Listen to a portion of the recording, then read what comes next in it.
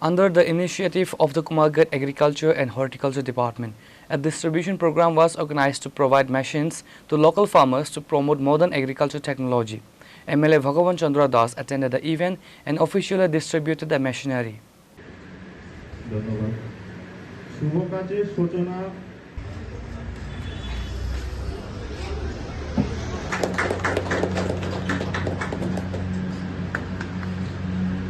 The initiative aims to help farmers adopt modern farming tools to boost crop production, save time and labor costs, and achieve financial self-reliance.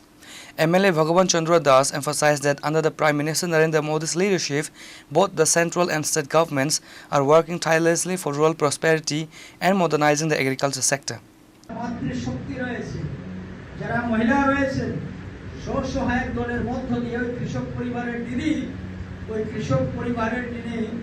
মানে ভোনটা রয়েছেন সেই দিদি বোনেরাই কিন্তু এই বিকশিত ভারতের একটা অঙ্গ হিসেবে ওনারা থাকবেন। আর কারা থাকবে?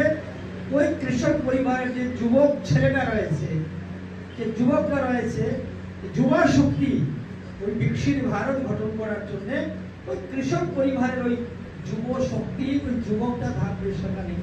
আর কারা থাকবে? যারা গ্রামের গরিব অংশের মানুষ থাকবে, সেই গরিব অংশের একটা বিশাল সংখ্যা যারা রয়েছেন, সেই গরিব শ্রেণীর মানুষ সেই জায়গাতে বড় ভূমিকা রাখবে। এই চারটা শ্রেণী মিলে মানে যুবক, মহিলা, কৃষক, গরিব মিলে 2047 আগে একটা বিকশিত ভারত, আত্মনির্ভর ভারত, উন্নত ভারত গঠন করা হবে। আর তার প্রক্রিয়া শুরু হয়েছে, তার কাজ শুরু হয়ে গিয়েছে। আর যথাসময়ে সেই কাজ শেষ হবে, বিকশিত ভারত হবে, উন্নত ভারত হবে। আপনারা দেখবেন, এখানে অনেকেই দেখবেন যে উন্নত ভারত, বিকশিত ভারত আমরা দেখব। সুতরাং কৃষক এবং কৃষিকে প্রাধান্য দিয়েই আজকে আমাদের কেন্দ্র সরকার এবং সমস্ত রাজ্য সরকার আজকে কাজ করে যাচ্ছে।